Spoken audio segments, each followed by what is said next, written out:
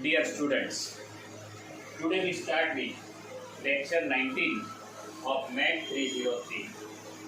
Probably this would be the last lecture for the syllabus of 303. So with this note, I start with the theorem which I said, Bessel's inequality, that I have explained in you in the lecture 18. And today I start the proof of this same. Fx minus sigma ak cos ax plus bk sin ax square. This is any square whatever, but it is square of real numbers and therefore it is greater than or equal to 0. Therefore,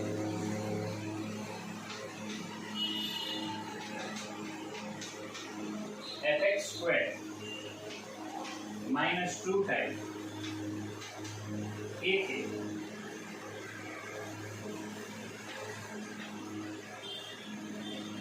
fx cos ax plus bk fx sin ax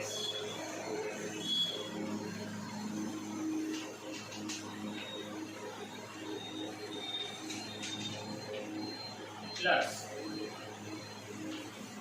sigma ak cos ax plus bk sin ax square. A is running from 1 to n, and obviously the same here also means it is non-negative, greater than or equal to 0. So, if we transfer both these terms on the other side, therefore, we transfer these terms to that side. So 2 times sigma ak fx cos ax plus bk fx sin kx minus sigma ak cos kx plus bk sin kx square. This is less than or equal to fx square. So we transfer both these terms on that side. You can understand. K is running from 1 to n.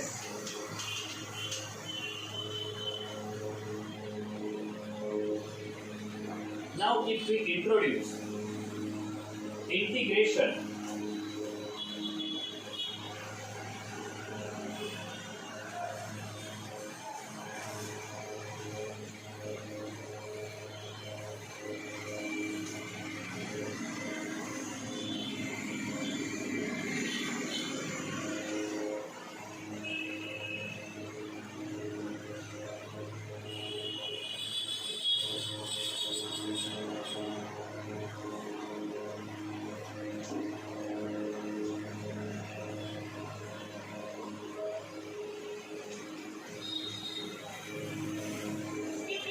if we introduce integration on all these terms, we have this type of situation. Therefore, 2 times sigma ak minus pi to pi fx cos kx dx, dk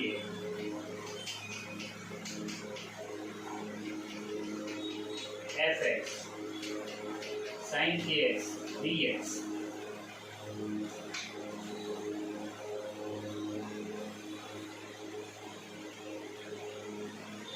minus sigma k running from 1 to n ak square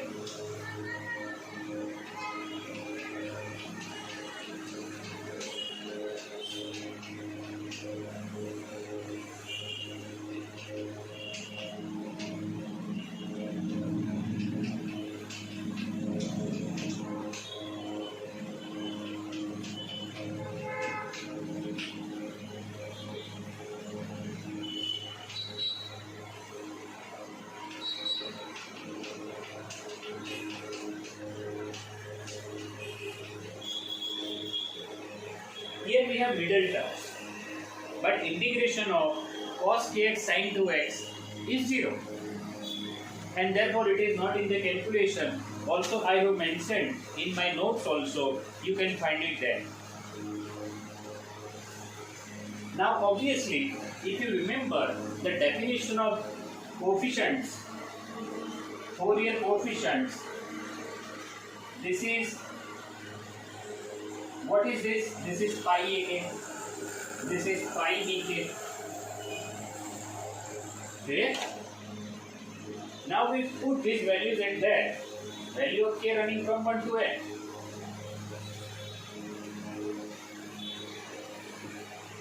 Therefore,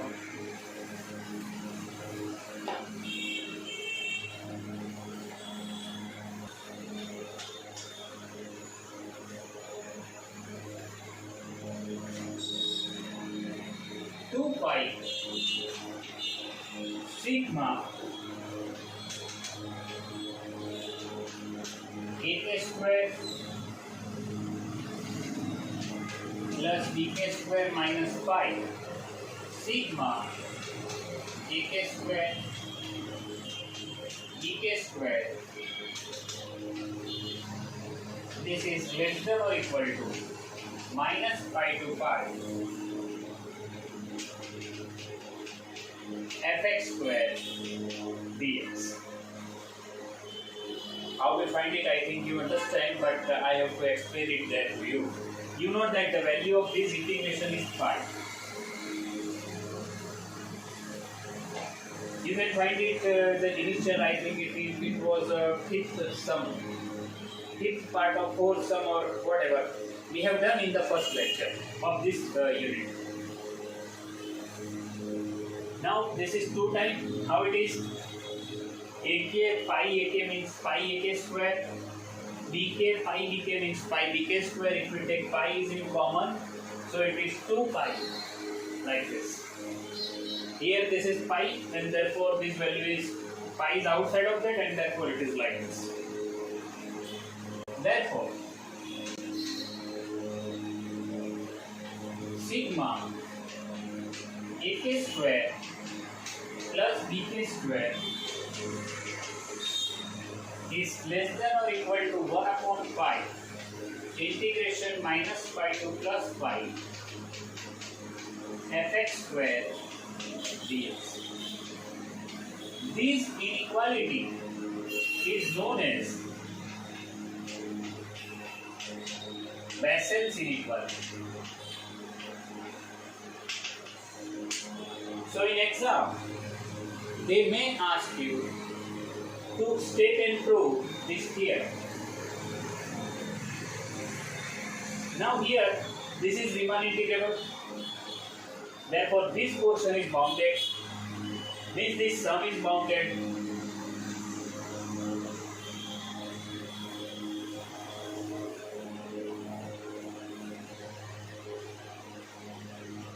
Therefore, sigma AK square BK square is less than or equal to m for all k, all n.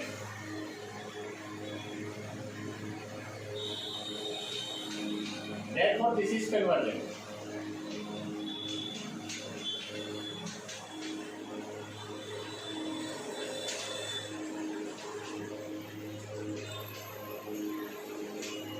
therefore it converges. Now you know that whenever it converges, means it's now this theorem is over here. My requirement is over there. I don't want anything further right now. But we can explain something more also. AK square, BK square, this is tends to 0. SK tends to infinity. Therefore,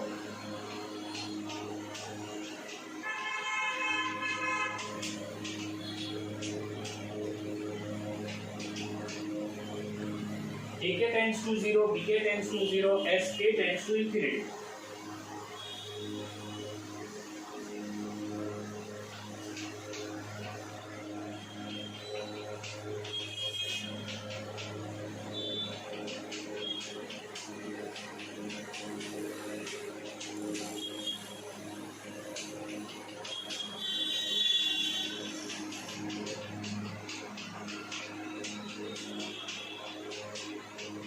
This is tends to 0, and you know that this is corollary. If you find it is corollary there for theta.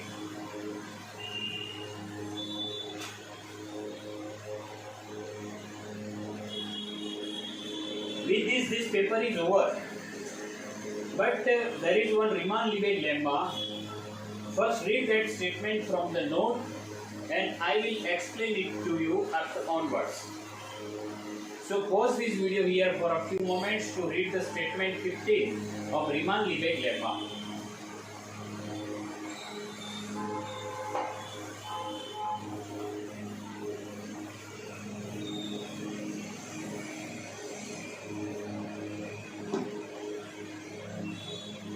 Capital AN, A to B,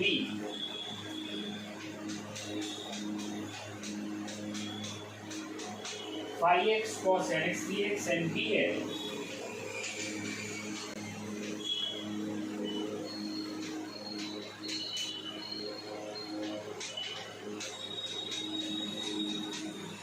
this is 15 Riemann-Leibniz lemma, and we want to show that An and Bn tends to 0 as n tends to infinity. And obviously now we define one function. Phi is here, phi is Riemann integral. We define fx equal to phi x. I understand that you have cleared out the statement of this theorem, and you are very well aware that what is statement of that. Okay, and though by assuming that I am saying you this terms.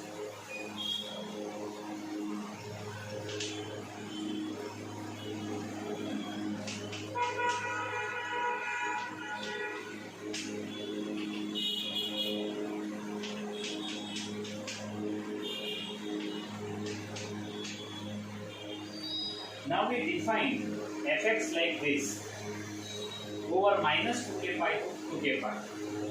Obviously, now in this corollary is 14. I proved that An and Bn tends to 0 as n tends to infinity, means it is tends to 0 as n tends to infinity. The same here, as n tends to infinity, and therefore An and Bn are tends to 0 as n tends to infinity. And the rest is the same. You can find in the second case also. You can find there in my notes. With this unit is over. With this paper is over. But as there are few minutes are left for this lecture, I would like to continue this lecture for few minutes by some important sums which was asked in the exam.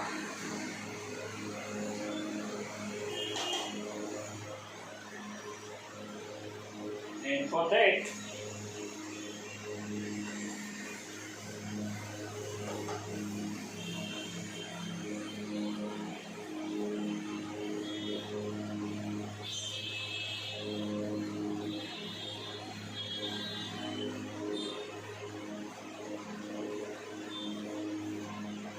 I start with example 1.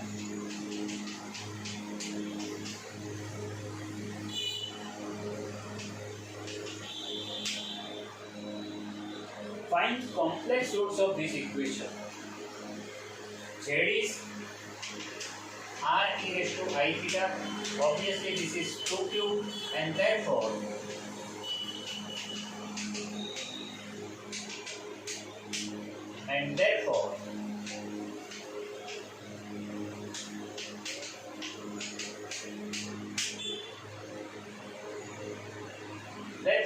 r raised to 6 is 2 cube, e raised to I theta is 1.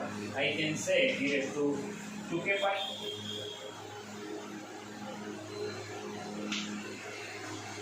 Or you can write that e raised to 2k pi.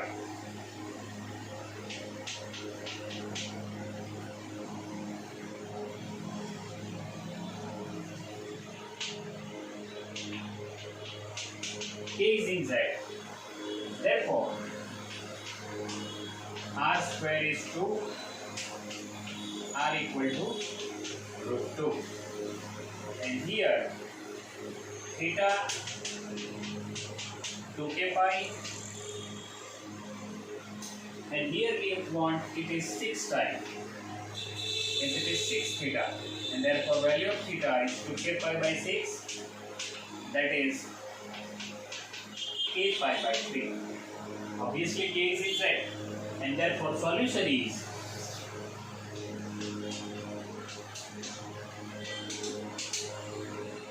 Z equal to r e raised to I theta.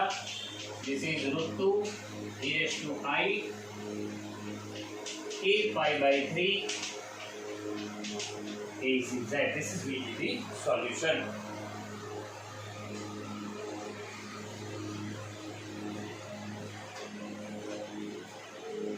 One more sum I am taking. Z equal to Z star I m Z means x plus I y into y. This is xy plus iy square. If I consider it as a u plus iv,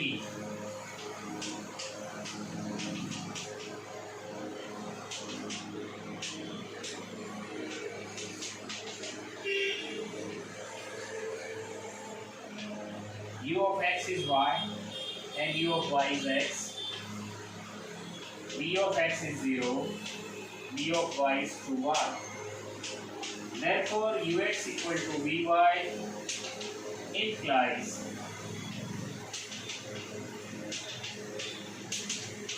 y 0 and uy equal to minus vx. So u of y is x 0 and therefore x is 0, y is 0. So CR equations are only satisfied when there are x and y are 0, means this is the function which is analytic only at origin. Dear students, I did lot work during this series of lectures. Now it is your responsibility, as I said so many times to you, that you have to write, you have to do lots of writing practice in mathematics, because there is no way, no other way to find easy, to make math easy. If you have lots of writing practice, math will be very easy for you. With this note, I stop here. Thank you very much.